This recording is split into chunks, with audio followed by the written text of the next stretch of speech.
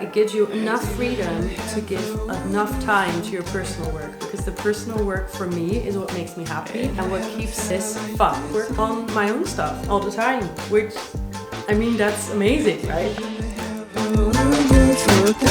Hey, and welcome to this new video. This is part of a series. In the last video, if you haven't seen that one yet, I talked about how I got to this point and all the decisions that got me to the point where I am now. This video, I'm actually going to share more about how I balance out personal and commercial work and what kind of ways I earn money to sustain myself. And a little spoiler alert, it's actually not selling the physical art. Now, a little bit about me. I'm a full-time artist and illustrator. I've been doing this for 4 years. My main things are fashion illustration and figurative work. And I guess I would describe myself more as a fine artist that does commercial jobs on the side.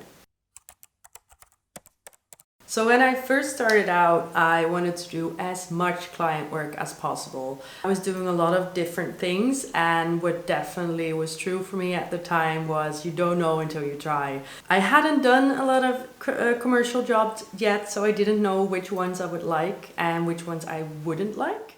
I'm going to go into a few different ways that I build up my income, which are teaching, client work, live illustration, and personal work. So let's start out with the most steady source of income, and that is actually teaching. I've been doing this for 2 to 3 years now, actually, and I started out because someone needed a replacement, and I found out that I quite liked it. And what I teach is fashion illustration, also some digital programs like Photoshop, Illustrator, stuff like that. Prints, I also do that, so it's quite like creative teaching. And what I do now is I have my own classes and I teach at different schools. So every school is a bit different, but at most of the schools I have the freedom to create my own classes or change them up to fit my own style as much as possible. And now, since I've been doing it for some time, I don't have to research the classes anymore as much as I used to do. So it only takes me the time to teach the class and maybe give a little bit of feedback after.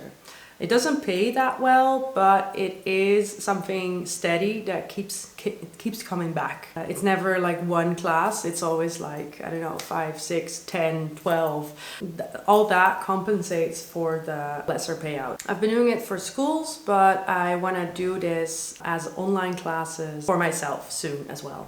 Then I also have an online shop, but that varies a lot of what income that generates. I expect not a lot. I think it's like maybe a couple of hundred, a few months every quarter. I see it more as like a marketing tool and something fun, because I think it's fun to have prints in someone else's home. Like, it's really cool that someone has like your artwork on their wall. And I also wanted to offer something to people that couldn't afford an original, so that's why I made the prints, and the prints are affordable. I guess you don't have to do that, you don't have to make everything affordable for everyone, but that's something that I like to do. I guess the shop is more of like a fun thing for me on the side. And then it also showcases the prices for the originals, and people know that they can actually buy something, because most people don't even think about that that's an option. And as for original, everyone that wants to buy an original emails me first. I don't think I've ever sold an original through my shop, but also always via email. However, if I didn't have the shop, people wouldn't know what's for sale. And that varies a lot. Like, sometimes it's, I don't know, it's a couple a month, and then it's nothing for a year.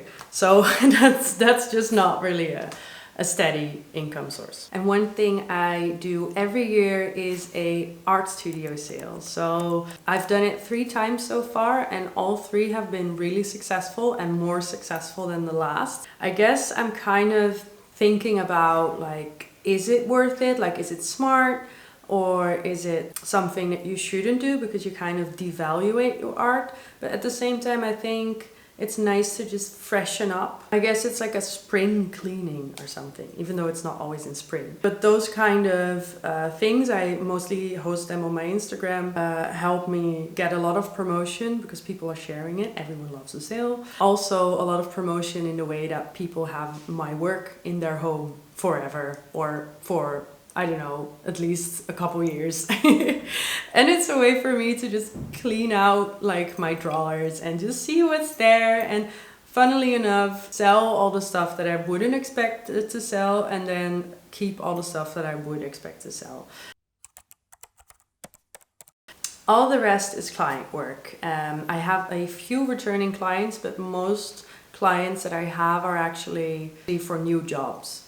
So I think that's gonna build over time though, but so far it's been mostly new clients. And the clients that I have are companies that want to work with an artist, either it's for live illustration or it's for a image that they want to create for their company. It's often very open. Like I can pretty much imagine whatever I want, although it has to be like in a specific size, or it has to be on something. Like I've done bags, I've done scarves, I've done works for social media, I've done video. So it's a lot of different things, and every client job is different. And I'm also just trying everything out and finding out what I like. So that's just an ongoing thing. And since this video is called How to Balance Commercial and Personal Work, I'll go into personal work as well, because that's actually where I spend the most time. That's not the thing that earns me the most money. It's actually the thing that earns me the least money directly, I think, because it's something, it's you work for free and then maybe you sell it. But then it does give me the most joy, and it would be my dream job to have as little jobs or client work as possible. I could just work on my own stuff all the time, which, I mean, that's amazing, right? I mean, that's what I want. But it's not possible because I have to like have the money security to get the freedom to do that. So for me, the perfect balance is actually charging enough money to the business company clients, because they have the most budget. Charge as much so that it gives you enough freedom to give enough time to your personal work, because the personal work for me is what makes me happy and what keeps this fun. And it develops my skill as well. Most client jobs have come from personal work that I've done like a year ago. And somehow that kind of trickles down to where you're currently working on something else, on your personal job.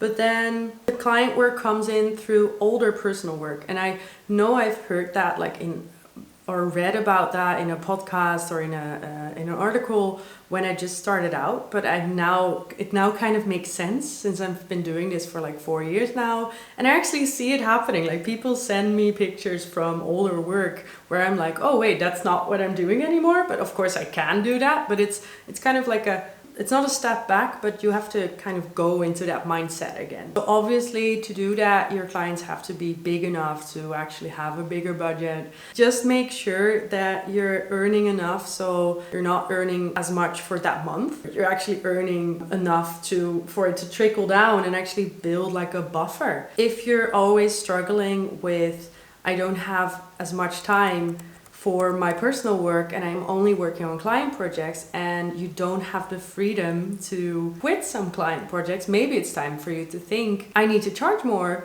to create space for that personal project. Of course, it's not that simple. The way I create space is by having a base income and saving up everything that's extra. That way I can say no to projects that pay too little, and I have to worry less what if they think I'm too expensive. And maybe you also enjoy doing client work. I mean, I enjoy it. I just don't enjoy doing it 24/7.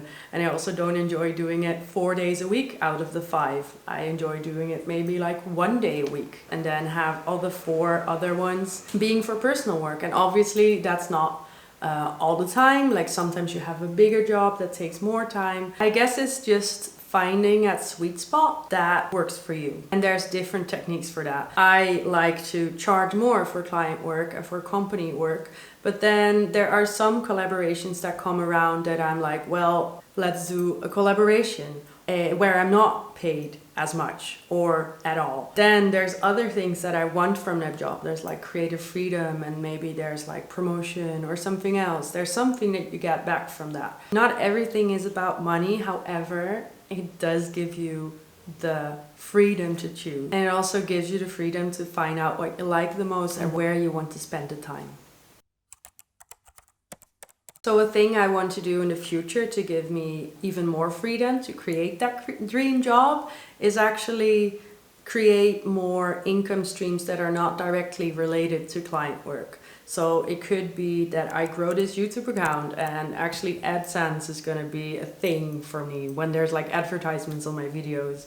Or maybe I'm going to make a Patreon. I've been thinking about that forever, and it's more a subscription base. But I'm not sure yet which one I'm gonna use. Maybe I'll use all of them. And I'll probably fail a couple of times too. But that's okay, because like as long as I remember that I failed a lot of times, I learned a lot from them as well, then it will be okay. Because if you haven't done it, if you don't do it, you're gonna fail anyway. So just gonna see how the future plans are gonna go. So that's part 2 of the series. The next one I'm going to go into how not to burn out as an artist, like how to keep finding joy in what you do, because I mean, we do have the best job in the world. However, it is still a job, and we also run into things that are not as fun. I developed some things that work for me, and maybe they work for you too. So that's in the next one. I hope you enjoyed this series so far, and I hope this helps for you as well. Maybe you find out some new tips or what works for you. Yeah.